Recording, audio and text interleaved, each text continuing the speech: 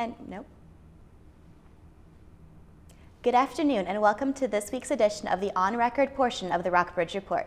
I'm Vesoulis. Today I'm speaking with Superintendent John Reynolds of the Rockbridge County Schools. Thank you for joining us. Thank you, Ann. I appreciate being here. So I'd like to start out with kind of discussing the proceedings of last night's public forum and school board meeting.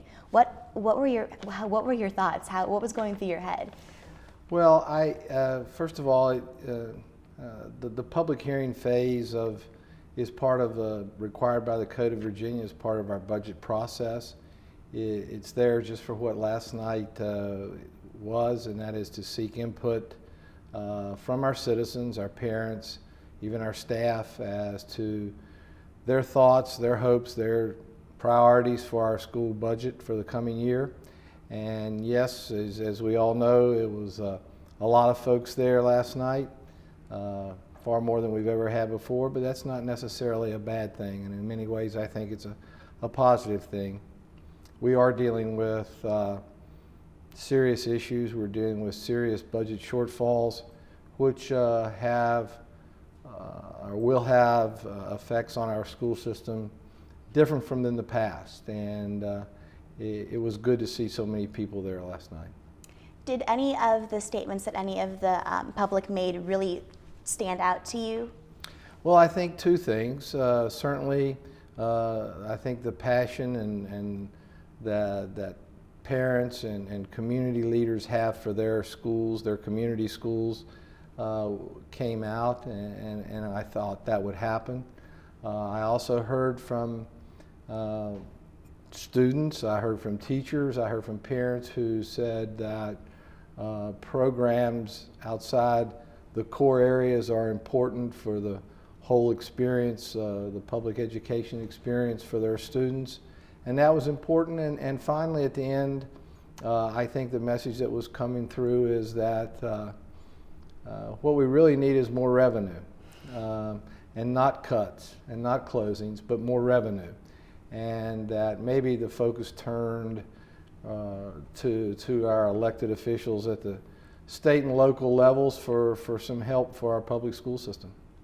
Did you expect that kind of impassioned response? I did. We've over the history of at least my time in Rockbridge County, which goes about 25 years now, our small schools have always been targets. I don't want to use the word targets, that's not fair, but have been topics of conversation when budgets have become tight. There was talk of creating a task force at the end of the public forum and the beginning of the school board meeting. What was the result of that idea? Well, that was new to me, and that did somewhat catch me off guard, if you will.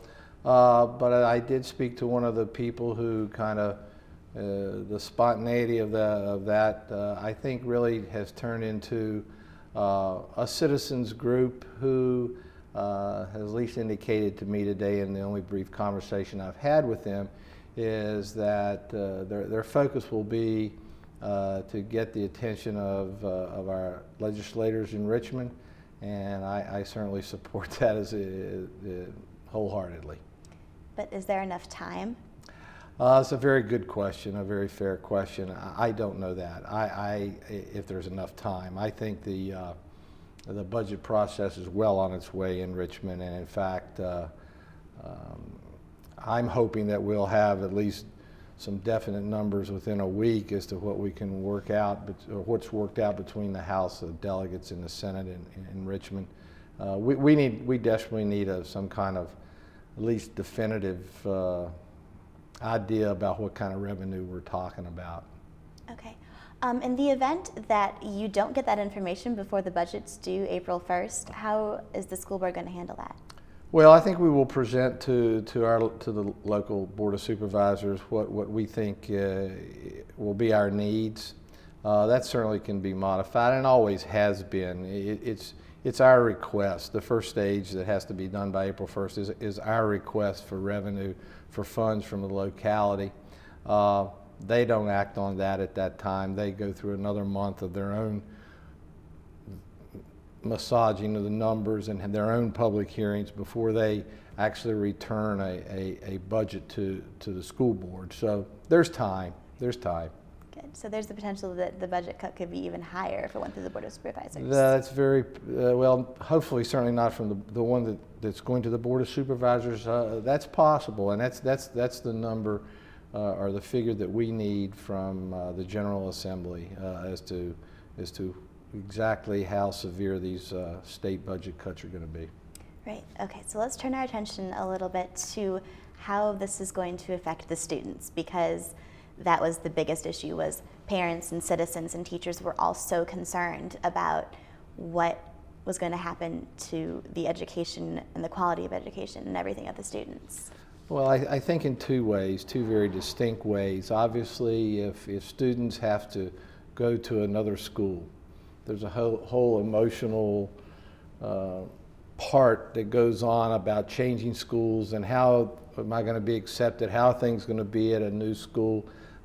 We went through that when we consolidated our 3 high schools into the present Rockbridge County High School. And those are certainly fair concerns, and as you go to younger children, they certainly become concerns for the students, but also their parents, and that's natural, and so I think that's certainly one potential effect on students. The second is, as we heard last night, from students actually, which was quite encouraging, is the idea that my experience, my educational experience, will not be what I want it to be if certain classes are not offered, if certain programs are not offered, be it in the fine arts, be it in CTE classes, and so that's certainly, again, both of those are very, very serious and legitimate concerns on the part of students, and the school board and administration clearly understands those things, and will do all we can to not take away from the students' experience. Okay, I was wondering your personal thoughts about taking into consideration what the parents thought about, you can't close our schools, you can't do that to the teachers, you can't do that to the students, versus the students coming out and saying, you can't cut our programs, I'll leave. Yeah. How can you weigh the parents versus the students? Well, I don't know that you can put a number or a value on one being more important than the other. Obviously, as parents, and especially as smaller children, they have a big responsibility in the lives of their children at that age. As students get older and become adolescents and almost young adults in the high school, as you can see, they take responsibility for themselves.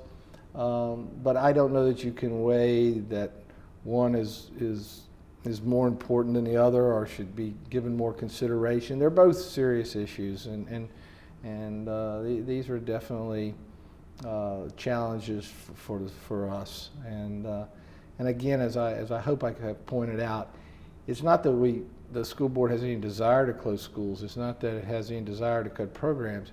It's the magnitude of the shortfall that it's kind of put us in uncharted territory. Okay. Can we talk a little bit about the potential of Rockbridge Middle School and Effinger closing? Where would the teachers go? I know the students go to Central and to Moyer River. School closes, all those teachers are out of work. You begin to look at a division-wide reduction in force policy, and teachers would move to other locations. Certainly some would follow into the schools where the students were being combined into, and some of the teachers that are there now would go to other places. So it's not that a school closes or the students go to another location, that it's that particular group of teachers that would be out of employment. You have to look at it across a division, and seniority comes into effect, and there's some certainly policies within our division and policies within the Code of Virginia that dictate those kind of situations. Okay. Do you think that the students are going to be affected by losing those teachers that they've been with for so long? I don't know. And then would they follow them? Well, as an educator, there's where I somehow think that parents, I would hope, would give us a little trust as a school division, and students are very resilient. Students flourish from new classes. Students flourish from new teachers. To say that I've lost my teacher that I've been with for a long time or a face, I don't think that is the overriding issue at all. I'm confident that any teacher would embrace new students as we do new students that come into our system from out of state and those kind of things. So the idea that a new experience would be necessarily a bad experience, that's one I do not subscribe to. Okay, and then finally, one thing that you've really been promoting is to keeping that low student-teacher ratio. Is that going to be possible? It will be possible, and it will be the overriding consideration as we move forward from here, whether it is a result of combining schools or whether it's a result of just having to take some of our elective classes away. I hope neither comes to not to either one of those things, but we will maintain our pupil-teacher ratio. Great. Well, I really appreciate you taking the time to speak with me this afternoon. Okay, I appreciate the opportunity. Thank you for joining us this afternoon. This was the on-record portion of the Rockbridge Report. Feel free to check out our website at rockbridgereport.wlu.edu. For the Rockbridge Report, I'm Ann Vesoulis.